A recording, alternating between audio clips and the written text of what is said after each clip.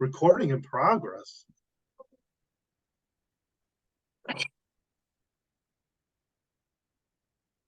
You didn't even give me a heads up.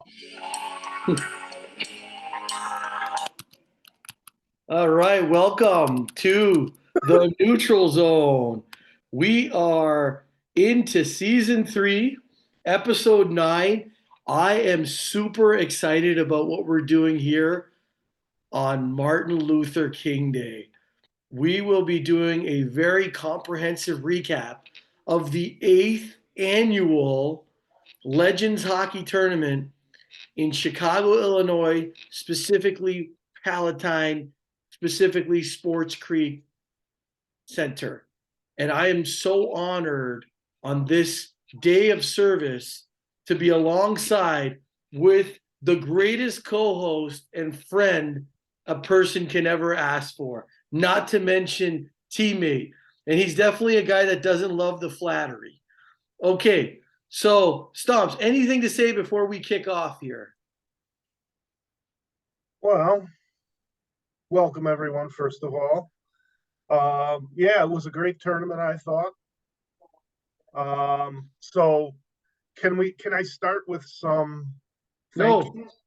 No. I'm going to give you the whole tournament. You got the whole tournament, my friend. I just have to do 2 to 3 things before we get started, and that's all you, brother. All right, get to your Elon Musk and let's go. All right, number 1, Stomps and I, season 3, episode 9. We were given, thank you to Frank and the leadership of the Legends Hockey, we were given an amazing exclusivity contract to do all the media. All the rights were for TNZ during that tournament. So we conducted in locker room interviews. We conducted captain interviews, general manager interviews. We were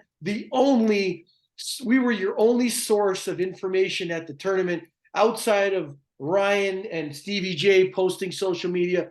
We had front row seats with these people. So Stomps and I, just glad, and I think that's a testament to all the hard work and the effort that we put in. So thank you for recognizing that to the guys in Chicago. You guys are amazing. We love you. We're thankful for it.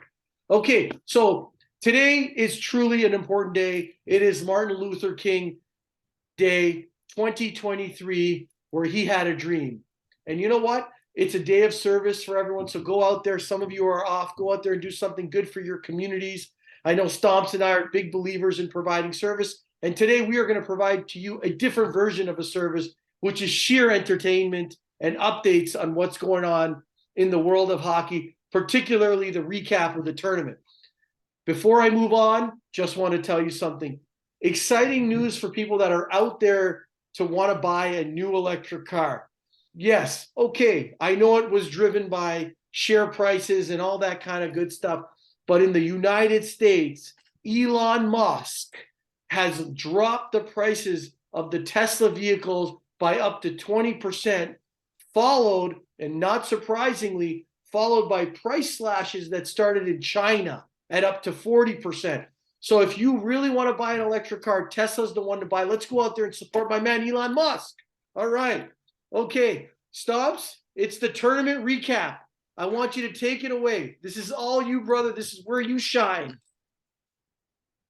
Well, I don't know about being all me. If I can get my phone to open up here. So, and you're going to chime in. I'll chime in here and there. I'll chime in here. Obviously, we're part of this, but so I want to start with, we got to thank people, right? You know, so that always starts with, there you go, right there. You beat me to it. Although I will say you're missing Bill Foley's name on there, who I believe functioned as the statistician, if I'm not mistaken. So you may want to. Done on the those fly. Were, those were the yellow shirt guys we saw throughout the weekend. The volunteers, obviously you can't put anything on without volunteers that just help out in whatever way. So we appreciate them. Frank obviously pulls everything together. It's his baby. It's a great job. We had 18 teams. three divisions. You know, we had the Rec B, Rec A, and Open. Uh, Teams coming from a variety of areas. I mean, obviously locally, but you know, we had a Canadian team there in the what is it, the Peliconas? I just call them the Pelicans, but um, Buffalo was represented, Boston, Pittsburgh. I'm not sure, there may have been New Jersey in there. Somebody could correct me if I'm wrong, but um, yeah, a lot of teams, 18, three divisions. So I was going to just kind of just go through the playoffs. Let me just see if I have this here. And thank you for Stevie J for sharing this information with me. I try to commit a lot of this to memory, but you know how that goes. But especially as I get older here. But so the playoffs started Saturday night. So you had two games of round robin play for everyone. And then, of course, when you're done with that, you get your seeding. So Saturday night we kicked things off. Third place Rec against sixth place Rec. So you had the good fellas out of Buffalo against our local Mayhem squad. And I will preface this by saying that I was not able to see every game, but I did see a good amount of the games. So I did not see the Saturday night games, but Goodfellas beat Mayhem 8-1. Quite surprising to me. We know our local Mayhem guys were very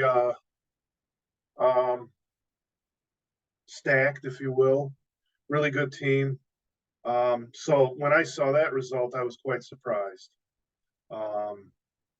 But you know, at the end of the day, they lost to the team that ended up winning it all in Rec A. So there's something to be said for that, I guess. We also had the fourth place Rec A versus fifth Rec A, and the Warbirds out of Pittsburgh defeated our Kings 4-2. Special shout out to Sandro of the Kings, who was the Iron Man of the tournament, playing on three teams. At one point, he played 4 games in a row. So his Kings team beat my Warriors team, and then they ended up losing to the Warbirds in the playoffs. So that was Saturday night. So then we come into early Sunday morning, continuing with Rec A playoff first round games. Peliconas took out the Stingrays. Stingrays, another local team here. The Canadian team won 3-0. Stingrays, a good young team. I know Pinky's on that team. I can't remember who else, but they play. I believe they play in NBHL. So yeah, 3-0 defeat there. And then we went to the first place Rec A versus eighth, and it was the local Snipers led by Gabe Barrera, Kenny Schmidt. I think who else is on that team? Josh Hamlin, Sammy Espinoza, and others, and a host of 15-year-old dynamos, if you will. They took us down, the Warriors, 6-1. So kudos to them. So they got to move on. Then we moved into some open games where we had the Knights Watch, and I'm not sure where they're from. They defeated the Warbirds, another form of the Warbirds in Pittsburgh, their open team. That was a 3-1 final. Then we moved on to second place Rec B. Oh, I'm sorry, I'm wrong about that. Third place Open versus sixth place Open. Now remember, there were 6 teams in the Open. So you had the third place, which were the Celtics. They're generally a Boston team. They had Brian Howes was in goal, I believe. They also featured Miles, Shaner, Ronnie Coletta Jr., I think, was on that team. So they filled out their roster with some of our guys to take on the mighty Deckheads, which have built their legend out in Iowa in the 3-on-3, the smaller rink play. So I will say about the Deckheads, and I watched a lot of the Deckheads games because we have friends there like the great John Scully and Blake and others, and I know you tried to pitch getting us on their management team. Not sure what they need us for, but so and the one thing I noticed, like in their round robin game, they played wasn't it TC they played? Their first game was against TC, Stomps. Yeah. That was wait, sorry, I'm on mute. Oh, no, I can hear you. Yeah, okay. The first game was against TC, and I got to tell you, TC looked really good in that game for the first two periods. And we expect nothing short of TC coming out with a lot of firepower. Players are very seasoned; they understand that rink very well. But as that game went on, I remember thinking to myself, and I think I might have shared this with you as well and others, that the next opponent of the Deckheads is going to get, and I like to say, punished, because in that third period, when the Deckheads started getting their footing, getting comfortable out there on that 5-on-5 floor, they had the puck possession. And I think TC will even admit, because we spoke to Kenny after that game, he saw the way the Deckheads were coming after them when they were pulled their goalie. And then I think the Deckheads just continue to roll from then on. And I thought that was a very solid performance for TC, but then I just thought the Deckheads were just unstoppable, led by the likes of Scully and others on that team. Yeah, I mean, absolutely. And I agree with you. The same thing. You could see them coming on in the third period. But let's be honest. I mean, these are really good hockey players, right? Some of them playing higher level professional ice and right. Whatever else. They're going to figure out that big rink. It didn't take them long, and you're right. I mean, they just took it from there. So they beat the Celtics 5-2 in that playoff round. Yeah. And like you said, I mean, they were really starting to assert themselves from that third period of their first game, really onward. Kind of like they turned on the Jets. So now let's move to Rec B. Sure. Because our good friends on the Bearcats against the Yetis out of Iowa. So again, the Yetis, even though they're an Iowa team, they had some of our local guys, which proved to be fruitful for them in the end, as we'll see. But they had at least a line of snipers, led by Jake Barrera, that were playing for them. Now the Bearcats, longtime friends and colleagues and opponents and teammates. So kind of like what they did. Bobby D took his core Bearcats and he kind of, he picked up some good players to beef up the team. They brought in the great Garden Gloves, Kevin Penta, a Toronto native, who now raises chickens outside of Nashville. Yeah, so that was a real tight game, a tough game. The Bearcats had the lead at one point. If you remember, we were up in the rafters with Scully, talking to Scully. Yeah. When the Yetis they scored on a breakaway that tied the game, and then right after that, there was a really good play. I mean, as you like to say, an east-west pass across the slot, and the guy one-timed it into the open side. It was a great play, really. Right. Ultimately went to overtime, and the Yetis did prevail, 4-3.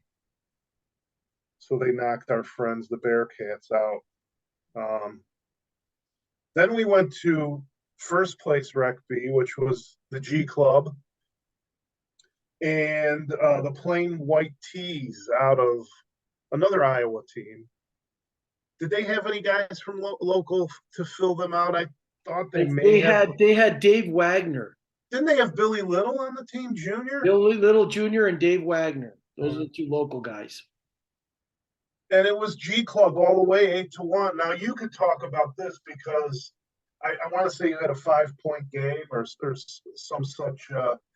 I'm sure you don't like to talk about yourself, but your tremendous forward play, the great chemistry with Freddie Coletta embracing and kissing you after every goal you guys scored, and you had Sabo, I think, on your line. And I didn't tally it up, but you guys had combined a lot of points in that game. That was tremendous. One of the things I really, I got to shout out to the G Club. I know we didn't win it. It's definitely heartbreaking, and I'm sure a lot of the guys are continuing to feel that emptiness today. You don't get that close too often, and when you get that close, you want to win them, especially as you get older and you don't have that many championships left. But let me just say this: what I liked about it was we had balanced lines. So Dan Bruner and Sean Dennison put together really good lines. We were strong up the middle with Ganutek, Sabatini, and Greg Buskowski. Really solid centers, and we got balanced scoring. I mean, if you think about it, Bruner's line was scoring. We had, Freddie Coletta and Sabatini were just, doing a lot of dirty work. I was just a recipient of some really good work on their side. So I did benefit on that. It's been a little bit of an adjustment for me going from defense to offense on that team, but we did everything. And then not to mention Latham and Lou scored some really important goals for us, not only throughout the tournament, but even in that final game. Latham coming through the middle, made a nice play. Lou tapped it in. Man, it's heartbreaking. It's just really heartbreaking. I will say, I know you're going to get to the final in 1 second, and I won't speak before you, but I will say that we really missed Freddie, and this is not to make Freddie feel bad. Freddie is, he is the engine. He's always been the engine. He's been in the Chicago hockey scene for a long time, and he was the engine for our team. I think it's a question. Did we have what we needed in that final game? And you'll talk about that in a sec. Should we have, inserted a guy like Steve Grass or Tommy Marouk to round out our team? That's a question maybe for Bruner. If he was on, we could ask him. But I'll give it back to you. Thank you for that heartfelt commentary. I feel your pain. So we'll get to that in a bit here. Yeah, so you took it 8-1 to move into the finals. We then had a playoff game for the Open. We had the first place Open team, the Tinder Wolves. I always forget where these guys are from. It might be New Jersey, but they're perennial top team. They always make their way to our tournament, which is very appreciated. And they played the Night's Watch team. The Night's Watch who had beaten the Warbirds earlier. And that was a 1-0 game for the Timberwolves. I mean, and that just shows you it was a defensive battle, good goaltending. They prevailed. Timberwolves 1-0. So now we move on to the next, would have been the semifinal game, I believe, in the Open, where you had TC, Team Chicago, against the Deckheads, a rematch of the round robin round. And this time the Deckheads won it 3-0, pitching a shutout. There was hopefully you can come back to this webcast here to the show, Nav, so we can talk a little bit about there was some physicality in this matchup. The tone was set. I forget the guy's name, Nav. I need you back here to talk about the guy on the Deckheads who, let's just say, got his elbow up on Shelley like 30 seconds into the game. knocked him down, stunned him. And I can't even remember if there was even a penalty called on that. And the other thing I want to thank, we thank the volunteers, we thank Frank. Let's thank. I don't know who was working the scoreboard. I don't know if it was the same person the whole time. They seemed to do a good job. Let's thank the refs, led by Giggs. We had 3 refs, and I think they did every single game in this tournament. And I've refed, so I understand it can be fatiguing, mentally and physically, and so we appreciate their efforts. But yeah, Deckheads took it 3-0, and it was a little bit more of a chippier game. The Deckheads, I think, were making a concerted effort to get to the net physically. There were some collisions with Billy Jacques and some scrums and that type of thing. So, any thoughts?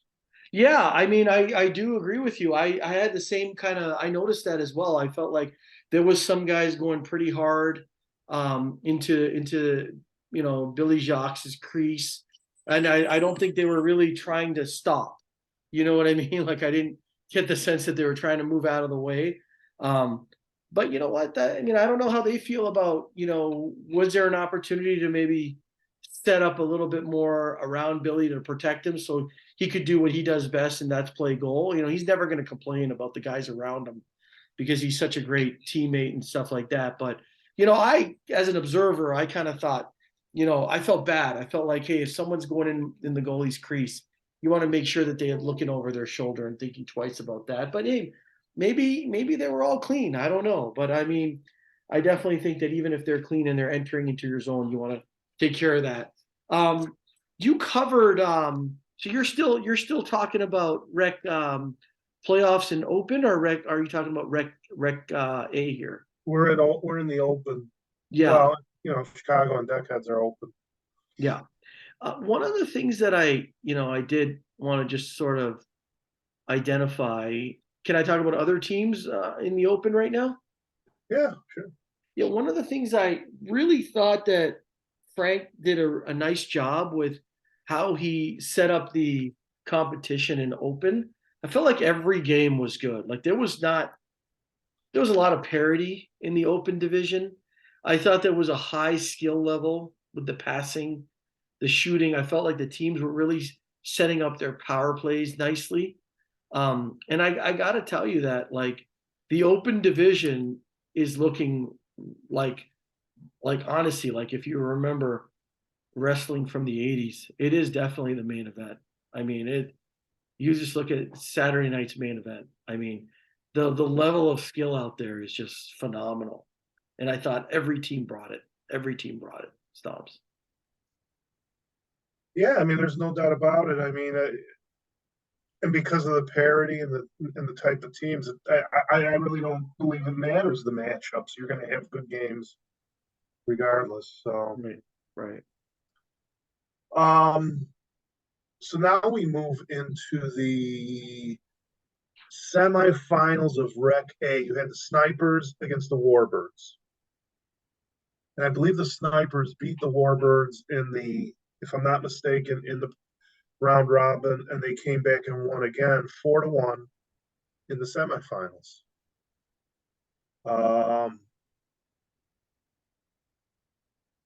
Yeah, so again, those Snipers, I played against them. Very difficult because of the sheer speed that they bring to the game. So, they have a nice team. I mean, I think the kid's name is Nick. He's their goaltender. He's a real young guy, teenager, so I'm interested to see where these Snipers go as we progress through the years. They're so young. Do you think they could become like the youngest open team ever at some point? Possibly. I mean, they look good. They may graduate to that open division pretty soon. That's the team? Did you cover this? And I'm sorry, is that the team with a 15-year-old goalie? Yeah. Wow.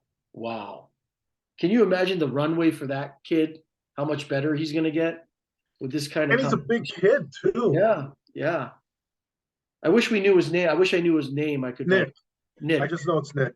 personally recognize him. Wow, good job, Nick. If you're watching out there, congratulations on having a really good tournament. Absolutely. So, and then we moved on to the other semifinal of Rec A, which was the Peliconas against the Goodfellas. So Canada against Buffalo. A little border war there, Yeah, right. if you will. And that was taken by the Goodfellas 3-1. I watched, a lot of both those teams. I played a game against the Goodfellas. We lost 5-0. So obviously a really good team. And the Peliconas too. I mean, obviously it was a tight affair, and Goodfellas came out on top. So USA. Sorry, man. So yeah, I mean, so now we go to the finals, right? Yep. We started with the Rec B, the Great G Club against the Yetis. Let's make this one quick. Well, you could color what I'm going to say here. I'm just going to say the G Club did race out to a 2-0 lead. Conspicuous by his absence in the finals was Freddie. Let's be honest. He was not able to make it due to prior commitment. Matrimonial commitments. Not his own, though. Right. It was 2-0, I remember. And then I want to say both of the goals that the Yetis scored to tie it were relatively long shots. I know the second one was a shot from the point on the power play. Mm-hmm. And they scored right away on the power play. There was a penalty, won the draw, moved it to the guy at the point, bang, it's in, 2-2. And then it was, obviously a nail biter the rest of the way, right? There was overtime was looming. There were some close chances. I mean, just as the outsider observing, I thought the Yetis were coming on late, pressuring the G Club. Maybe could have won it in regulation, but Ray stood tall. And then, so here's what I remember happened at the end of regulation. I believe somebody on the Yetis took a penalty. Yeah, there was a 10-minute major. But wasn't there also a minor in there? Because I remember there was a minor, and I think somebody threw a blow at Gleason. Oh, that's right. That's right. Okay, yeah, around the net. I remember now. So, but then, because it was weird, it was staggered because you guys took a penalty.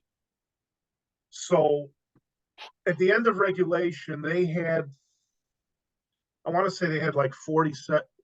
You guys had about 40 seconds left on your penalty. They had about 25 seconds. Yeah. So theirs was going to expire first.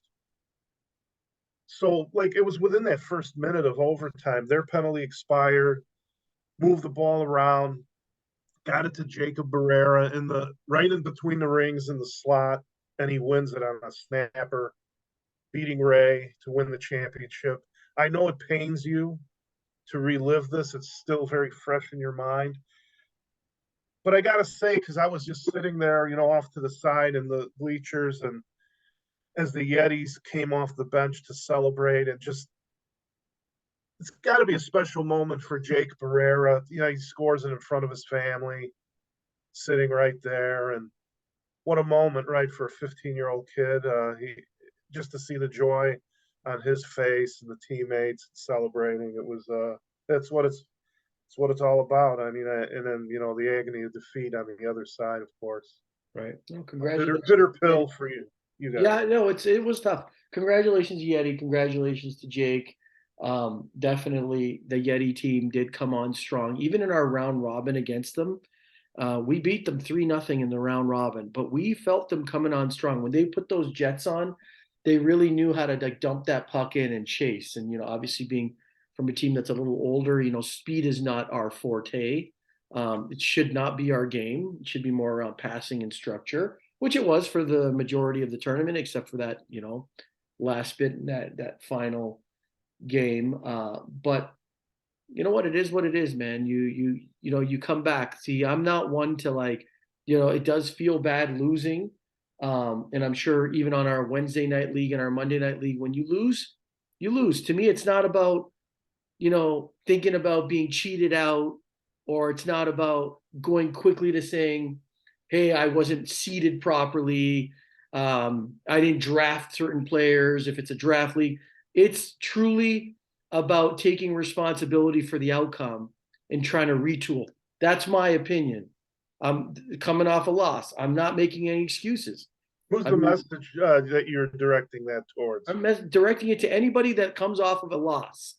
Any particular team. If you're listening to me out there, you come across a loss. If you're part of the system, look internal, think about things you can do to retool and fix your team. And it's not one person. It's not one person. I really mean that. There's a couple of guys that whenever Never they one lose, person. sorry, yeah, I swear to God, it's not one person. There's a couple of guys when they lose, it's about excuses. When they win, they're not thinking. We got to start thinking as a community and what's good for the leagues that we're trying to establish here. Of course, sometimes there's unfair rosters, and actually, I'm not even talking about the tournament right now. I'm talking in general, right? I'm not saying that I have an axe to grind here, but I'm saying, hey, we're all in this. If we come into these situations trying to do the right thing for the league, I think we will. I think we will all succeed, and all ships rise to the tide. You know that, right? Well, not everyone could win, though. That's right. Yeah. This is not the participation trophy league. This exactly. is you win, right. you win, and you take the. But see, now that you kind of teed that up for me, so I feel like I have to address the Warrior team. Of course, why not? Without Mr. Schmale here, and I'll keep it simple. I mean, we had great guys and Danielle on the team. Love everybody. Enjoy playing with them. I think last year, under the name Toros, not to dredge up the past too much, but we had a rough tournament last year, and I know what Dave wanted to do, and I can't blame him. He wanted to tweak things and get some more offense and a little more depth and that kind of thing, and it ended up getting us bumped up to Rec A, and maybe that's controversial. I don't know, but I like to say that we were the ultimate tweener team. Maybe, and this may not even be true what I'm going to say, but maybe we were too good for Rec B. I don't even know that, to be honest, because we didn't get a chance to play you or the Bearcats or whoever. Listen. I know Dave is listening, and I'm a friend of Dave's. My opinion is this: you are absolutely right. Your team, while they may not have been the most competitive team in Rec A, they were definitely on the bottom half of Rec A. If they were in Rec B with that roster that you had, I think they would probably walk over the other teams, Bearcats and GC. I don't know. It's hard to say because look, the third seed won Rec B. So it's always hard to say. So you guys were in a difficult spot, right? You weren't a very strong team in Rec A. You'd probably be a very strong team in Rec B. The first question I would ask, and again, my earlier comments were not directed at Schmiel and not directed at the Warriors. I would ask, hey, what could we have done differently? Did we do something, on defense? Did we have the right guys? Did we have the right speed? Did we have the right combination of players? Because a team isn't always winning because you have the best players. The team is winning because you have a combination of skill, grit, role players. You got to go back, first think inward, and then talk about, was I seeded correctly or how can I seed correctly? But you got to take responsibility. That's my perspective on the game. Take responsibility. Because listen, we're never going to have full control of how things are seeded, how teams look in leagues. There's always going to be, look how many years the Raiders won so many championships. Toros won championships. Foxhounds won championships. They put together really strong teams, and the other teams around should be thinking about how they can better their competition. Now, of course, if you don't have the personnel to do it, then that becomes hard. And hence what Billy Jacques and my other co-general managers that I truly believe are doing a nice job of on Wednesdays is really trying to establish parity in the league. Like take, for example, I mean, I don't want to get sidetracked here, but take, for example, the Pizza Bats. They were number one in the regular season. Solid team, but because of the parity, they didn't win the first round of the playoffs last Wednesday. That game could have went either way. It didn't happen on that night. And then look, Death, who was seeded number 2, lost to the A team, who was seeded number 3. So that's the kind of thing that I think we need to aspire to. It's never going to be perfect, but just start looking inwards first. That's my opinion to all the viewers out there. Instead of running to management, running to the GM and saying, oh, I was not, chaos and like I was mistreated or it's unfair. No, look first inward. Sorry, I know that's a little aggressive and maybe that's not what the viewers want to hear. Well, I don't know where we go from here. As a team, we got those nice new jerseys, the Nice Warriors. jerseys. I'm And really hoping- good players. You guys had some really good players. If you go up and down that lineup, Stomps, you were on that team. I mean, you guys had a lot of talent on that team. Sometimes it's hard, again, well, you don't want to hear excuses, but I mean, you put a team together that comes together for this one moment once a year. Right, right. Let's be honest, a lot of the other teams, when you look at the Deckheads, the Yetis, GC, Bearcats, these are teams that play together a lot year round. Yeah, yeah. It used to be that way with the Toros until we got our team dissolved. But that's another subject for another day. But yeah, so Yeah. it's just tough. It's just tough. Yeah, I one of the things I do want to say is an advantage to your point, is sometimes teams that try to come together, they need 2 to 4 games to sort of build that chemistry if they haven't played regularly. We've seen teams that kind of just start playing a lot better as the tournament gets longer. But one of the changes that Frank had to make this year was 2 games in the round robin. So it doesn't give you that much time if you haven't played with each other. Yeah. I think that's where GC had a bit of an advantage. A lot of the guys played together. I know that Bruner's played with Dennison for a while. I've played with Freddie for years, so that kind of helped us right away. But your point is a good one, man. That chemistry is important. You look at the Deckheads, you look at some of the Tinder Wolves. They've been playing together for years. Team Chicago, while they're familiar with each other, I don't think all of them have played together with each other because it's kind of like bringing talent from a lot of different squads, right? Well, same with that Mayhem team, right? Right. It's a mixture, so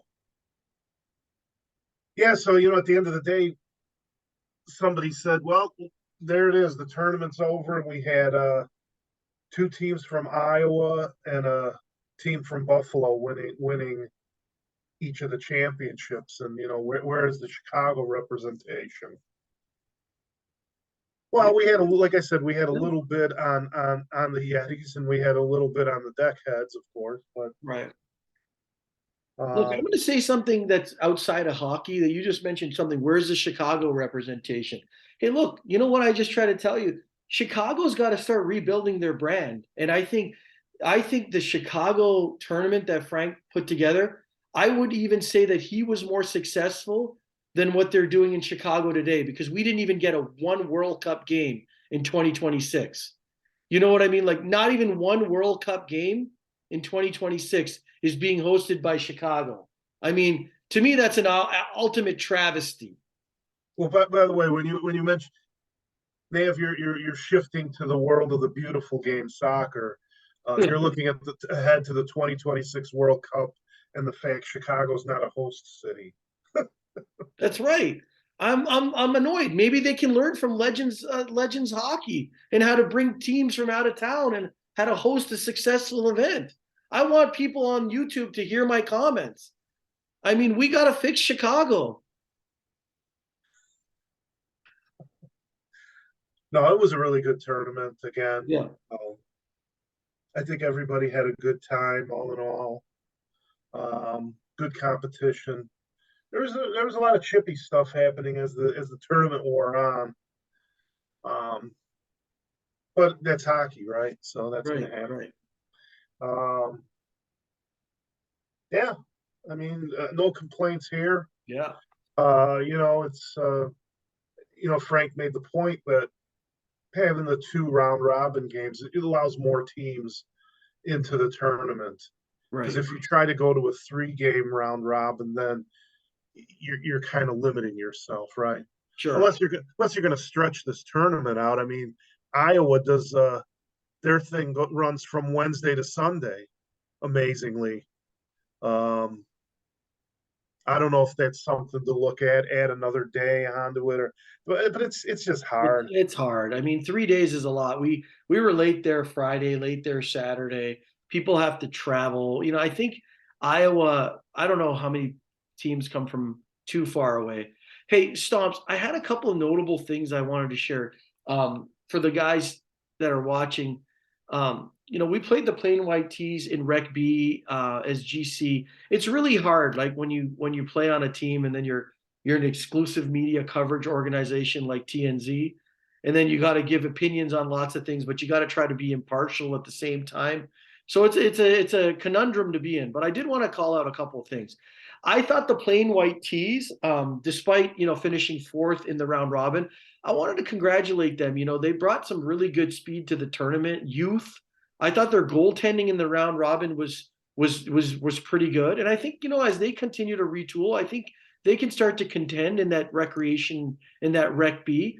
I want to say something about Bobby D, and I know you made a couple of good comments about Bobby D. Thanks for the beef sandwich. Oh, tremendous. That was incredible. You actually kept Stomps at the rink a lot longer than he was planned to be there for.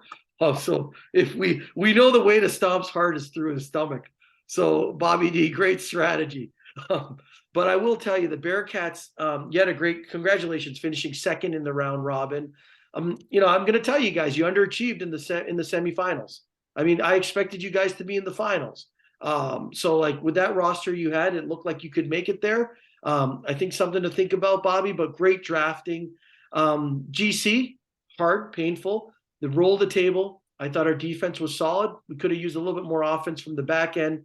Losing Freddie was a tremendous gap for us.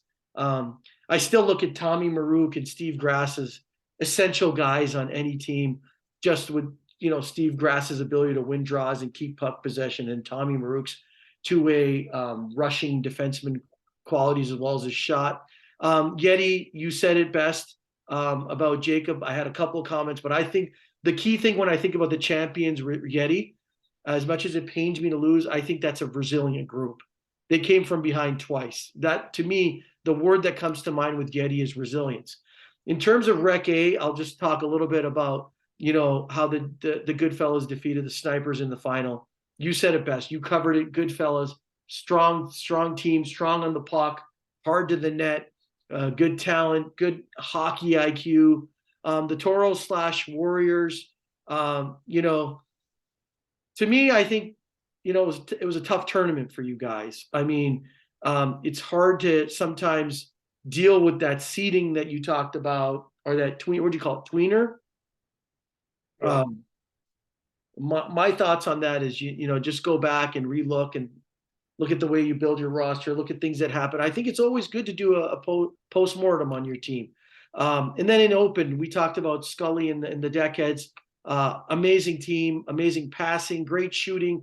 I have a philosophy, or I have a theory on the Deckheads and their ability to score in tight spots. I think that 3-on-3 game in those smaller nets has enabled them to know how to pick those corners. You got very little room on those nets. And I think when they see that big net, I like to say it's like they're just looking at frosted covered cupcakes. It's so exciting for them to see that big gaping net. So good on them. A couple of things I did want to identify. We thank you to all the referees. I thought the referees did a nice job in the weekend. We're always quick to, they have the worst jobs. A special shout out to the teams that traveled, Stomps. Lots of teams came from out of town. Again, a testament to how Chicago can be a very attractive destination World Cup 2026. Hint, hint again. Anyways, I wanted to, again, we thank the volunteers. We did that early. Good job with your Frank selecting the Chiquita banana yellow golf tees. And then finally, one guy I wanted to thank is Joey Delgado, who conducted the tournament live stream with his company called Memory to Video Productions. I really like I don't know if you saw the reverse angle camera.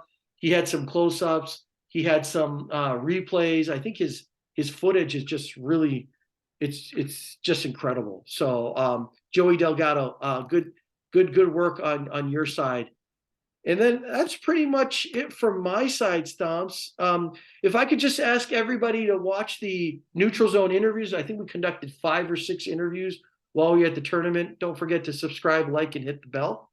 Stomps, any closing comments or any next steps or upcoming events at Palatine or Woodridge or anything you want to cover? No, I mean, Woodridge is down for the time being, just the time of year that it is. So some of us have been engaging in some Schiller Park Sunday morning hockey with some older fellas and in a gym setting with the Milek puck, which is a lot of fun. Certainly more my speed. We talked to Scully yesterday, so we're excited about the changes at Glencoe, the upgrades, new boards, new glass, new bench areas, new doors coming in and out of the floor. I don't know if I caught all the changes he mentioned, but they're going to be ready to go probably in the spring, it sounds like. We didn't pin them down on an exact date for that, but yeah. And then, I know Frank's looking to start up this GC league at Palatine, so I'm sure there's more information to come on that. Yep. I don't know a whole lot more, but looking forward to that. For those of you who play in the Monday Night League, all Monday games are postponed by a week, I believe. There's no games this week due to the tournament and probably the lack of attendance because a lot of people are sore. Wednesday is a big night for us coming up.